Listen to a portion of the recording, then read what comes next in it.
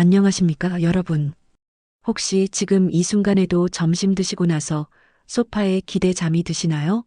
그냥 나이 들어서 그러려니 하고 계신가요? 제가 오늘 여러분께 충격적인 사실 하나를 말씀드리겠습니다. 바로 그 졸음이 여러분의 췌장이 지쳐서 보내는 마지막 경고 신호일 수 있다는 겁니다. 저는 30년간 당뇨 환자분들을 진료해온 의학 박사입니다. 그동안 수천 명의 환자분들을 만나면서 가장 가슴 아팠던 순간이 언제였는지 아십니까? 바로 조금만 더 일찍 오셨더라면 약 없이도 충분히 관리할 수 있었을 분들이 이미 합병증으로 발이 썩어 들어오시거나 신장이 망가져서 투석을 시작하시는 모습을 봤을 때입니다. 특히 63세 김아버님이라는 분이 계셨습니다. 이분은 1년 동안 식후에 졸린 증상을 그냥 넘기셨습니다. 그러다가 어느 날 갑자기 눈앞이 뿌옇게 보이기 시작했고 병원에 오셨을 때는 이미 당화혈색소가 11점까지 올라가 있었습니다. 망막에 출혈이 생겨서 한쪽 눈은 거의 실명 직전이었습니다. 진료실에서 그분이 하신 말씀을 저는 절대 잊을 수가 없습니다. 선생님, 그냥 나이 들어서 그런 줄 알았어요. 설마 이렇게 될 줄은 몰랐습니다. 오늘 제가 여러분께 이 이야기를 하는 이유는 단 하나입니다. 여러분은 김아버님처럼 되시면 안 되기 때문입니다. 지금 우리나라 65세 이상 어르신 3분 중 1분은 당뇨병을 앓고 계십니다. 하지만 더 무서운 건 그중 절반이 자신이 당뇨인지도 모르고 지낸다는 사실입니다. 여러분, 당뇨는 그냥 혈당이 높은 병이 아닙니다. 당뇨는 온몸의 혈관을 서서히 망가뜨리는 침묵의 살인자입니다. 눈의 혈관이 터지면 실명하고 신장의 혈관이 막히면 투석을 해야 하고 발의 혈관이 막히면 다리를 잘라야 합니다. 심장의 혈관이 막히면 심근경색으로 그 자리에서 쓰러질 수도 있습니다. 그런데 이 모든 비극이 시작되는 순간은 바로 지금 여러분이 식후에 느끼는 그 졸음에서부터입니다. 오늘 이 영상 하나가 여러분과 여러분 가족의 인생을 바꿀 수 있습니다. 끝까지 집중해서 들어주십시오. 그리고 이 소중한 정보를 주변 분들께도 꼭 공유해 주시기 바랍니다. 먼저 왜 우리나라 어르신들에게 당뇨가 이렇게 많은지부터 말씀드리겠습니다. 여러분 세대는 참 특별한 시대를 살아오셨습니다. 어렸을 때는 보리밥에 된장찌개로 끼니를 때우시다가 나라가 발전하면서 갑자기 흰 쌀밥, 빵, 라면, 과자가 식탁에 오르기 시작했습니다. 이런 급격한 변화가 우리 몸에는 엄청난 충격이었습니다. 우리 조상들이 수천 년 동안 먹어온 음식과는 완전히 다른 것들이 단 몇십 년 사이에 들어온 겁니다. 더 큰 문제는 우리 한국 사람들은 태어날 때부터 서양 사람들보다 췌장이 작다는 겁니다. 췌장은 인슐린이라는 호르몬을 만드는 공장입니다. 이 공장 자체가 작다 보니까 처음부터 당을 처리하는 능력이 약한 겁니다. 서양 사람들은 빵이나 감자를 많이 먹어도 췌장이 크고 튼튼해서 버틸 수 있는데 우리는 그렇지 못합니다. 그런데 요즘은 서양 사람들보다 더 많은 밀가루 음식과 달콤한 것들을 먹고 있으니 우리 췌장이 얼마나 힘들겠습니까? 이건 마치 작은 엔진을 가진 차에다가 큰 차만큼 짐을 실어서 계속 언덕을 오르게 하는 것과 같습니다. 결국 엔진이 망가질 수밖에 없습니다. 그럼 지금부터 여러분이 절대 놓쳐서는 안 될 당뇨의 7가지 경고 신호를 말씀드리겠습니다. 이 신호들을 지금 확인하시고 만약 2가지 이상이 해당된다면 내일 당장 병원에 가셔야 합니다. 농담이 아닙니다. 진짜로 내일 가셔야 합니다. 첫 번째 신호는 식후 30분에서 1시간 사이에 느끼는 극심한 졸음입니다.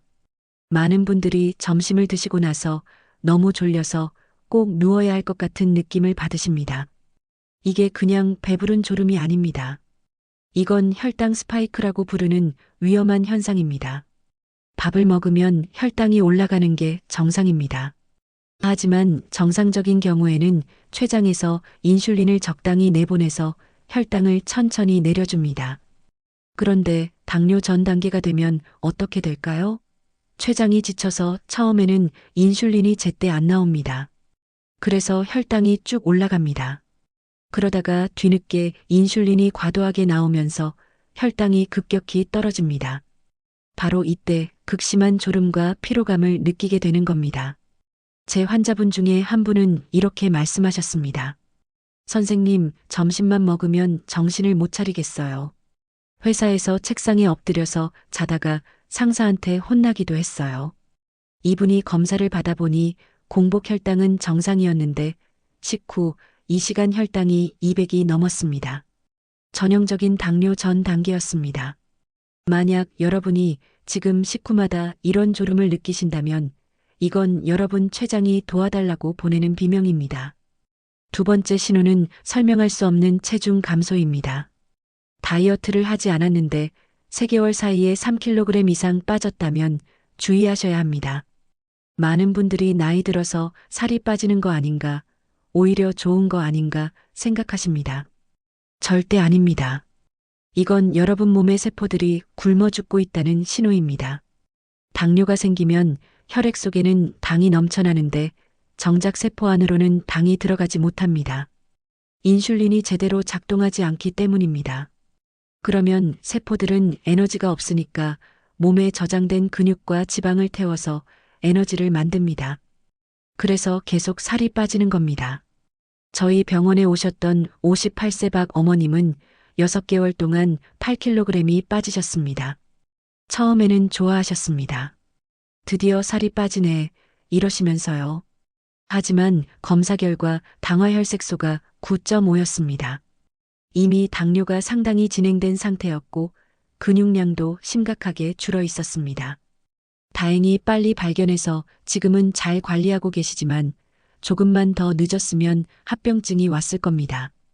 세 번째 신호는 목 뒤쪽이나 겨드랑이, 사타구니가 까맣게 변하는 겁니다. 많은 분들이 이걸 때가 낀 거라고 생각하시고 열심히 문지르십니다. 하지만 아무리 씻어도 안 없어집니다. 이건 때가 아닙니다. 이건 흑색 가시세포증이라고 해서 인슐린 저항성이 생겼다는 신호입니다. 쉽게 말하면 여러분 몸의 세포들이 인슐린 말을 안 듣기 시작했다는 겁니다. 이 상태가 오래가면 당뇨로 발전합니다. 만약 지금 거울을 보시고 목 뒤가 검게 변했다면 내일 당장 혈당 검사를 받으십시오. 네 번째 신호는 상처가 잘 낫지 않는 겁니다. 발에 작은 상처가 났는데 2주가 지나도 안 낫는다면, 잇몸에서 자꾸 피가 난다면, 무좀이 계속 재발한다면 주의하셔야 합니다. 혈당이 높으면 우리 몸의 면역 기능이 떨어집니다. 백혈구들이 제대로 일을 못합니다. 그래서 세균이나 곰팡이 감염이 쉽게 생기고 상처도 잘 낫지 않습니다. 특히 발 상처는 정말 조심하셔야 합니다. 당뇨가 있으면 발의 감각이 둔해져서 상처가 생겨도 모르는 경우가 많습니다. 그러다가 염증이 깊숙이 들어가서 결국 발을 잘라야 하는 경우까지 생깁니다. 실제로 우리나라에서 당뇨 때문에 발을 절단하는 환자가 매년 수천 명입니다. 이 모든 비극이 발에 난 작은 상처 하나를 대수롭지 않게 여긴 데서 시작됩니다. 다섯 번째 신호는 이상하게 단 것이 자꾸 당긴다는 겁니다. 평소에 단 걸 좋아하지 않으셨는데 요즘 들어 자꾸 과자나 빵, 떡이 먹고 싶다면 이것도 위험 신호입니다. 혈당 조절이 안 되면 우리 몸의 세포들이 영양분을 제대로 받지 못해서 계속 배고픔을 느낍니다. 특히 단 음식을 먹으면 순간적으로 기분이 좋아지고 에너지가 생기는 것 같습니다. 하지만 이것도 잠깐이고 금방 다시 피곤해지고 또 단 것이 당기는 악순환이 반복됩니다. 이건 마약과 비슷합니다. 당에 중독되는 겁니다. 이 악순환을 끊지 못하면 췌장은 점점 더 지쳐갑니다. 여섯 번째 신호는 소변을 자주 보게 되고 밤에도 일어나서 화장실에 가게 되는 겁니다. 혈당이 높아지면 신장이 그 당을 소변으로 내보내려고 합니다. 그래서 소변량이 많아지고 자주 보게 됩니다. 특히 밤에 두세 번 이상 일어나서 소변을 본다면 꼭 검사를 받아보셔야 합니다. 또 갈증도 많이 느낍니다. 소변을 많이 보니까 몸에 수분이 부족해지고 자꾸 물을 마시게 됩니다. 그러면 또 소변이 마려워지는 악순환이 반복됩니다. 7번째 신호는 시야가 흐릿해지거나 눈앞에 날파리가 날아다니는 것처럼 보이는 겁니다. 혈당이 높으면 눈의 수정체가 붓거나 망막의 혈관이 손상됩니다. 처음에는 가끔 흐리게 보이다가 점점 심해집니다. 어떤 분들은 갑자기 시력이 떨어져서 안경을 바꿔야 하나 생각하십니다. 하지만 이건 안경 문제가 아닙니다. 당뇨성 망막병증이 시작되고 있는 겁니다. 이걸 방치하면 결국 실명합니다. 우리나라 실명 원인 1위가 바로 당뇨성 망막병증입니다. 여러분, 지금까지 말씀드린 7가지 신호 중에서 2가지 이상 해당되십니까? 그렇다면 제발 내일 당장 병원에 가십시오. 혈당 검사는 간단합니다. 손가락 끝에서 피 한 방울만 나오면 됩니다. 이 간단한 검사 하나가 여러분의 인생을 바꿀 수 있습니다. 그런데 많은 분들이 이렇게 말씀하십니다. 선생님, 그래도 저는 아직 괜찮아요. 약 먹기 싫어요. 병원 가기 무서워요. 여러분, 제가 30년 동안 환자분들을 보면서 가장 많이 들었던 말이 바로 이겁니다. 그리고 그분들 중 많은 분들이 나중에 후회하셨습니다. 진작 갔어야 했는데, 그때 선생님 말씀 들었어야 했는데 하시면서요. 여러분은 그런 후회를 하지 마십시오. 그럼 이제 가장 중요한 이야기를 하겠습니다. 어떻게 하면 당뇨를 예방하고 관리할 수 있는지 구체적으로 말씀드리겠습니다. 제가 지금부터 알려드리는 방법대로만 하시면 약 없이도 충분히 혈당을 정상으로 되돌릴 수 있습니다. 실제로 제 환자분들 중에 이 방법으로 당화혈색소를 8에서 5점대로 낮추신 분들이 많습니다. 핵심은 4가지입니다. 식사, 운동, 수면, 스트레스 관리입니다. 먼저 식사부터 말씀드리겠습니다. 제가 환자분들께 늘 강조하는 게 있습니다. 300을 피하라는 겁니다. 흰쌀밥, 밀가루, 설탕. 이 3가지가 여러분의 혈당을 가장 빠르게 올립니다. 여러분, 흰쌀밥 한 공기가 각설탕 14개와 같다는 거 아십니까? 밀가루로 만든 빵 한 조각이 각설탕 6개입니다. 여러분이 매일 드시는 밥과 빵이 사실은 설탕 덩어리나 마찬가지입니다. 그럼 어떻게 해야 할까요? 완전히 안 드시라는 게 아닙니다. 양을 절반으로 줄이시고 대신 단백질과 채소를 더 많이 드시면 됩니다. 예를 들어볼까요? 평소에 밥 한 공기를 드셨다면 이제는 반 공기만 담으십시오. 대신 반찬으로 삶은 달걀 2개, 두부 반모, 생선 한 토막, 이렇게 단백질을 충분히 드십시오. 그리고 나물이나 샐러드를 큰 접시로 한 접시 드십시오. 여기서 정말 중요한 게 하나 더 있습니다. 바로 식사 순서입니다. 이걸 야탄법이라고 부르는데요. 야채를 먼저 드시고 그 다음 단백질을 드시고 마지막에 탄수화물을 드시는 겁니다. 왜 이렇게 해야 하냐고요? 야채에 들어있는 식이섬유가 위장에서 막을 만들어줍니다. 그 위에 단백질이 들어가고 마지막에 탄수화물이 들어가면 탄수화물이 소화되는 속도가 느려지면서 혈당이 천천히 오르게 됩니다. 제 환자분 중에 67세 최아버님이라는 분이 계십니다. 이분은 이 방법을 실천하신 지 석 달 만에 공복 혈당이 135에서 98로 떨어지셨습니다. 약도 전혀 안 드시고 말입니다. 그분이 뭘 하셨냐고요? 매 끼니마다 먼저 오이나 상추, 양배추를 한 접시 드시고 그 다음 생선이나 두부를 드시고 마지막에 밥을 딱 반 공기만 드셨습니다. 처음 2주는 힘드셨대요. 습관을 바꾸는 게 쉽지 않으니까요. 배고프기도 하고 허전하기도 했다고 합니다. 하지만 한 달쯤 지나니까 몸이 달라지셨답니다. 식후에 졸리던 것도 없어지고 몸이 가벼워지고 아침에 일어나는 게 한결 수월해졌다고 하셨습니다. 그리고 3개월 후 검사에서 혈당이 정상으로 나왔을 때 그분이 진료실에서 눈물을 흘리셨습니다. 선생님, 이렇게 간단한 방법으로 약을 끊을 수 있을 줄 몰랐어요. 진작 알았으면 좋았을 텐데요. 천천히 오래 씹는 것도 정말 중요합니다. 한 입에 30번씩 씹으십시오. 처음에는 턱이 아플 겁니다. 하지만 일주일만 하시면 습관이 됩니다. 천천히 씹으면 뇌에서 포만감을 느끼는데 시간이 걸리는데 그 시간 동안 천천히 먹으면 적은 양을 먹어도 배부릅니다. 또 씹는 동작 자체가 뇌 건강에도 좋습니다. 치매 예방에도 도움이 됩니다.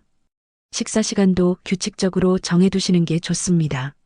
아침 7시, 점심 12시, 저녁 6시, 이렇게 매일 비슷한 시간에 드십시오. 우리 몸은 습관의 동물입니다. 규칙적으로 음식이 들어오면 췌장도 그 시간에 맞춰서 인슐린을 준비하게 되고 혈당 조절이 훨씬 수월해집니다.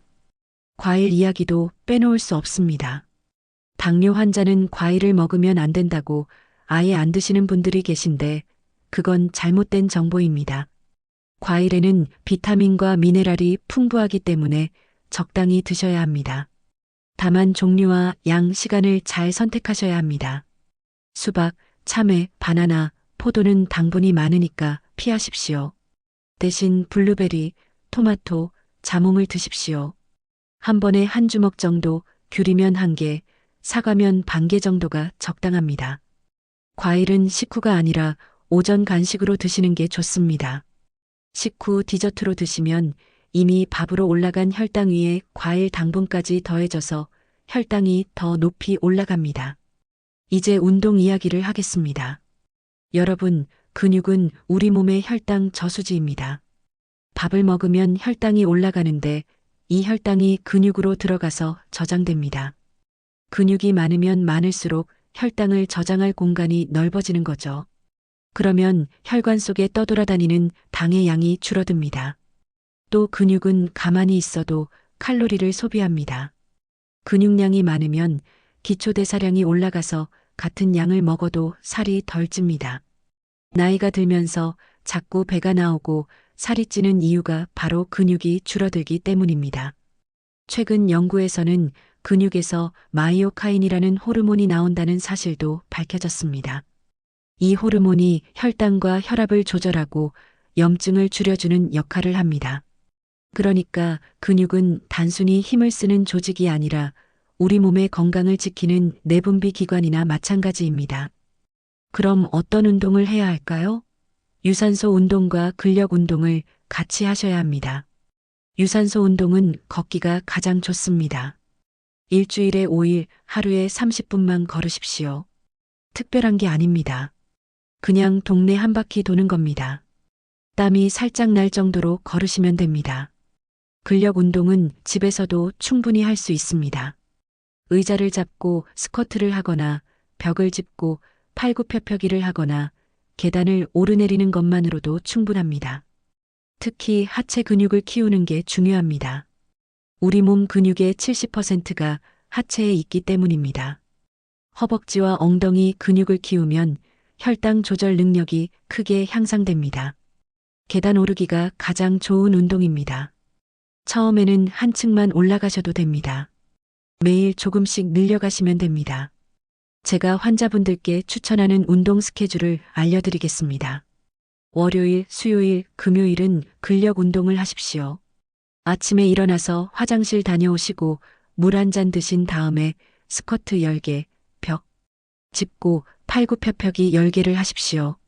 처음에는 힘드시니까 5개씩부터 시작하셔도 됩니다. 매주 조금씩 개수를 늘려가십시오. 화요일, 목요일, 토요일은 유산소 운동을 하십시오. 점심 드시고 30분 뒤에 동네를 30분 정도 걸으십시오. 비가 오거나 날씨가 안 좋으면 집에서 제자리 걸음을 하시거나 계단을 오르내리십시오. 일요일은 쉬는 날로 정하시되 완전히 쉬시는 게 아니라 가볍게 스트레칭을 하십시오. 운동은 식후 30분에서 1시간 사이에 하시는 게 가장 좋습니다. 이때가 혈당이 가장 많이 올라가는 시간이기 때문에 이때 운동을 하면 올라간 혈당을 바로 소비할 수 있습니다. 수면도 정말 중요합니다.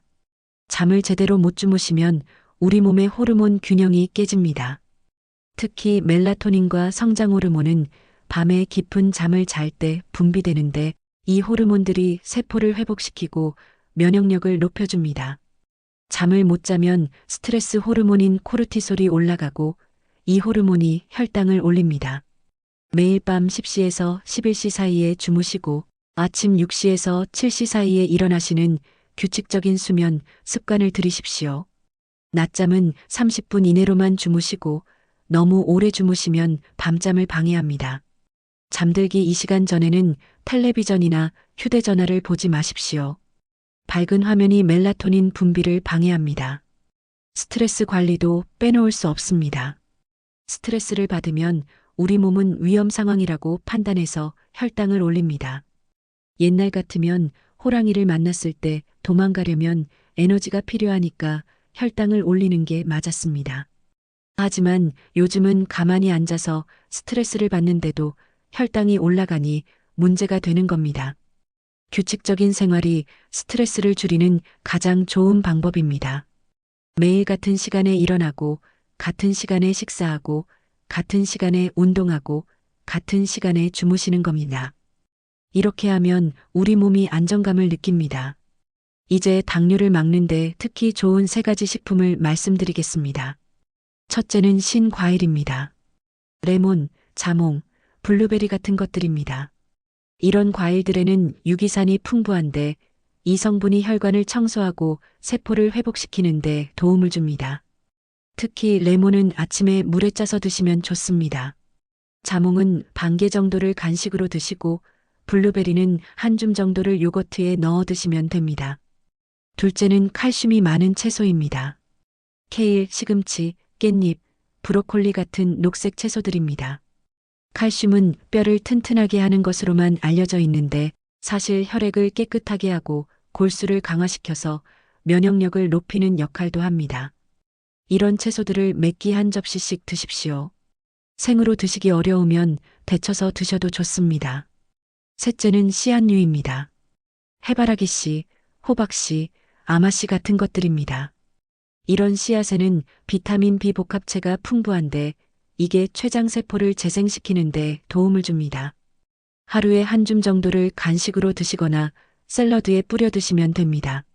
물은 하루에 1.5리터에서 2리터 정도 드셔야 합니다. 한 번에 많이 드시지 마시고 1시간에 한 컵씩 조금씩 나눠서 드십시오. 물을 충분히 마시면 혈액이 묽어져서 혈당도 낮아지고 신장도 보호됩니다. 커피는 하루 한두 잔 정도는 괜찮은데 설탕이나 프림은 절대 넣지 마십시오. 차라리 아메리카노를 드시거나 녹차를 드십시오. 그럼 하루 식사를 어떻게 구성하면 좋을까요? 구체적인 예를 들어드리겠습니다.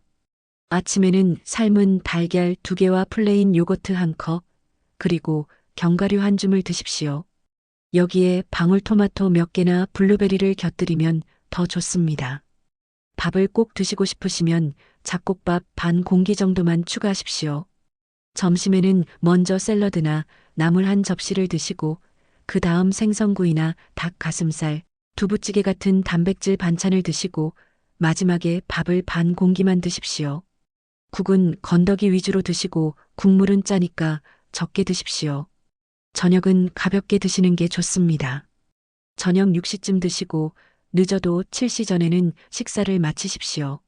저녁을 늦게 드시면 소화도 안 되고 잠도 잘 안 오고 다음날 아침에 입맛도 없어집니다.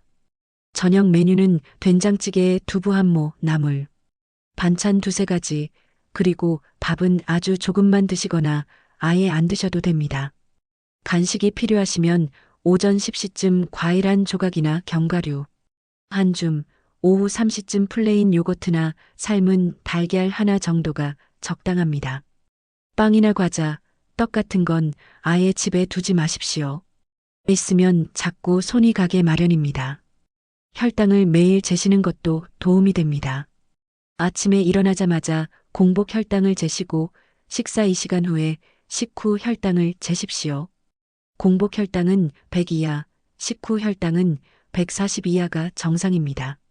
혈당 수치를 노트에 기록해 두시면 어떤 음식을 먹었을 때 혈당이 올라가는지 알 수 있습니다. 그러면 그 음식을 피하시면 됩니다. 가족들의 도움도 중요합니다. 혼자 사시는 분들은 친구분들이나 이웃과 함께 운동하시고 식사도 같이 하시면 좋습니다. 서로 격려하고 응원하면 훨씬 쉽게 습관을 바꿀 수 있습니다. 같이 사시는 가족이 계시면 가족들도 같은 식단으로 드시는 게 좋습니다. 당뇨 예방 식단은 사실 모든 사람에게 건강한 식단이기 때문입니다. 병원 검진도 정기적으로 받으셔야 합니다. 3개월에 한 번씩 당화혈색소 검사를 받으십시오.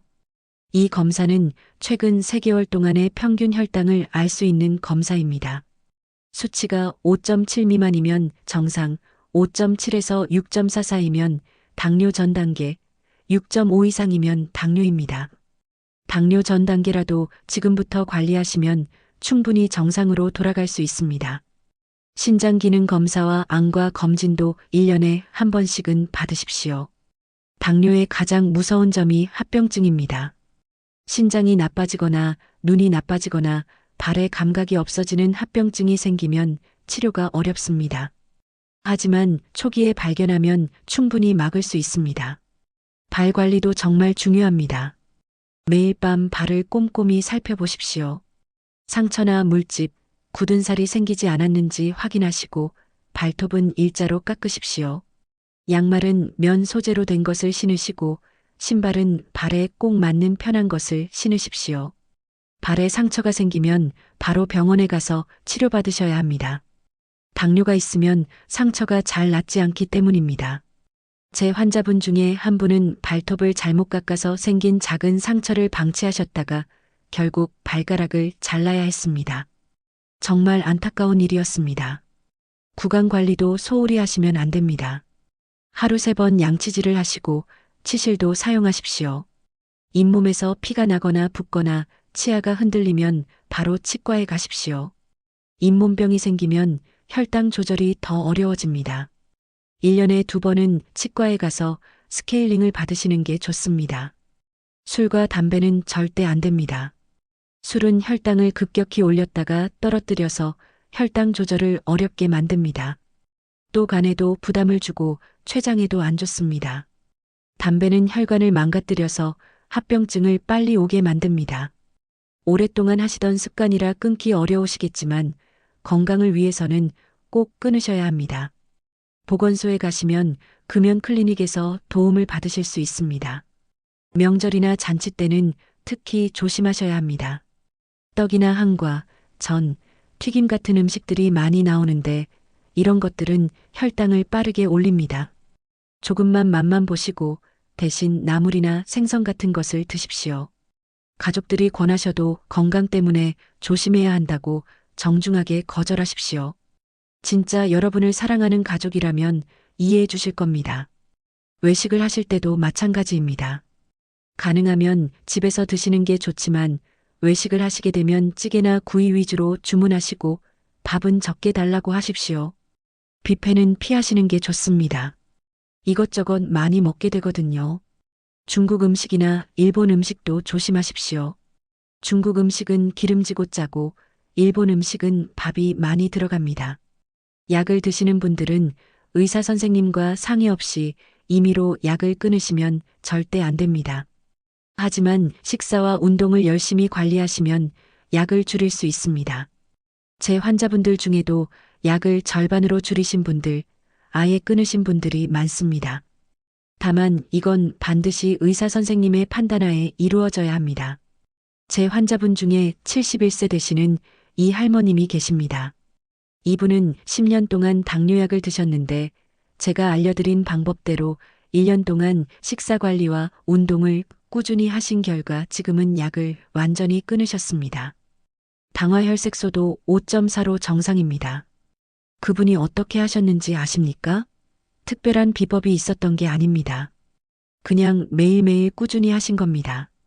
아침마다 달걀과 채소를 드시고 점심 후에는 30분씩 걸으시고 저녁은 일찍 가볍게 드시고 밤 10시에 주무셨습니다. 365일 하루도 빠짐없이 하셨습니다. 처음에는 힘드셨습니다. 가족 모임에서 떡을 못 드실 때도 속상하셨고 친구들 만나서 술자리에 못 가실 때도 섭섭하셨습니다. 하지만 3개월쯤 지나니까 몸이 달라지기 시작했고 6개월 후에는 완전히 새 사람이 되셨습니다. 지금은 오히려 주변 분들께 이 방법을 전파하고 다니십니다. 여러분도 할 수 있습니다. 나이는 핑계가 될 수 없습니다. 제 환자분 중에 85세에 운동을 시작하신 분도 계십니다. 처음에는 의자를 잡고 일어섰다 앉았다 하는 것도 힘들어 하셨는데 지금은 매일 동네를 한 바퀴씩 도십니다. 중요한 건 시작하는 겁니다. 그리고 포기하지 않는 겁니다. 당뇨는 완치되는 병이 아니라 관리하는 병입니다. 하지만 잘 관리하시면 건강한 사람과 똑같이 사실 수 있습니다. 제 환자분들 중에는 당뇨 진단을 받은 지 20년, 30년이 넘었는데도 합병증 없이 건강하게 지내시는 분들이 많습니다. 그분들의 공통점이 뭐냐고요? 매일 꾸준히 관리하신다는 겁니다. 하루도 빠짐없이 식사 조절하시고, 운동하시고, 혈당 체크하십니다. 이게 생활이 된 겁니다. 양치질하듯이, 세수하듯이 당연하게 하시는 겁니다. 여러분, 당뇨는 혈당 수치의 문제가 아닙니다. 우리 몸의 세포와 호르몬 균형을 되살리는 싸움입니다. 췌장이 지쳐서 인슐린을 제대로 만들지 못하는 상태, 세포들이 인슐린에 반응하지 않는 상태, 이걸 회복시키는 겁니다. 그러려면 우리 몸에 좋은 영양분을 공급하고 적절한 자극을 주고 충분한 휴식을 주어야 합니다. 제가 오늘 말씀드린 내용들이 처음에는 어렵게 느껴지실 수 있습니다. 한꺼번에 다 바꾸려고 하지 마십시오. 하나씩 천천히 바꿔가십시오. 이번 주에는 식사 순서를 바꿔보십시오. 다음 주에는 걷기 운동을 시작해 보십시오. 그 다음 주에는 수면 시간을 규칙적으로 맞춰보십시오. 이렇게 하나씩 바꿔가다 보면 석 달 후에는 완전히 새로운 습관이 자리 잡게 됩니다. 지금 여러분의 몸 상태가 어떻든 지금부터 시작하시면 됩니다. 늦은 게 아닙니다. 오늘이 가장 빠른 날입니다. 여러분, 10년 후에 건강하게 손주들과 놀아주고 싶으십니까? 20년 후에도 건강하게 여행 다니고 싶으십니까? 그렇다면 오늘부터 시작하십시오. 오늘 저녁 식사부터 야채를 먼저 드십시오. 내일 아침부터 30분만 걸으십시오. 그게 시작입니다. 특별한 비법이나 기적의 약은 없습니다. 매일매일 꾸준히 하는 것, 그게 유일한 답입니다. 30년 동안 환자분들을 보면서 제가 깨달은 가장 중요한 진실은 여러분 자신이 건강의 가장 중요한 주인이라는 것입니다. 아무리 훌륭한 의사가 있어도, 아무리 좋은 약이 있어도 여러분이 스스로 노력하지 않으면 소용이 없습니다. 반대로 여러분이 정말 마음먹고 실천하시면 약 없이도 얼마든지 건강해질 수 있습니다. 여러분 몸은 여러분이 가장 잘 압니다. 여러분 몸이 보내는 신호에 귀 기울이십시오. 식후에 졸리다는 신호, 목이 검게 변한다는 신호, 상처가 안 낫는다는 신호, 이 모든 게 여러분 몸이 보내는 구조 신호입니다. 이 신호들을 무시하지 마십시오. 마지막으로 여러분께 부탁드립니다. 오늘 이 영상을 보신 후에 꼭 3가지만 실천해 주십시오. 첫째, 내일 아침 공복 혈당을 재보십시오. 약국이나 보건소에 가시면 무료로 혈당을 잴 수 있습니다. 둘째, 오늘 저녁 식사부터 야채를 먼저 드십시오. 셋째, 이 영상을 여러분 가족과 친구들에게 공유해 주십시오. 여러분의 작은 실천이 누군가의 생명을 구할 수 있습니다. 당뇨는 혼자만의 싸움이 아닙니다. 가족 모두가 함께 건강해져야 합니다. 여러분이 건강해지면 가족들도 함께 건강해집니다. 여러분이 식습관을 바꾸면 가족들도 함께 바뀝니다. 그래서 이 영상이 더 중요합니다. 구독 버튼을 눌러주시고 알림 설정도 해주십시오. 앞으로도 여러분의 건강에 도움이 되는 정보들을 계속 전해드리겠습니다. 댓글에 오늘부터 실천하실 내용을 한 줄씩 남겨주십시오. 저도 여러분의 댓글을 하나하나 읽으면서 함께 응원하겠습니다. 여러분은 혼자가 아닙니다. 우리 모두가 함께 건강한 노년을 만들어가는 겁니다. 오늘 말씀드린 모든 내용은 교육 목적으로 제작된 것이며 실제 진단과 치료는 반드시 전문의와 상담 후 결정하시기 바랍니다. 여러분의 건강이 가장 소중합니다. 여러분 모두 건강하십시오. 감사합니다.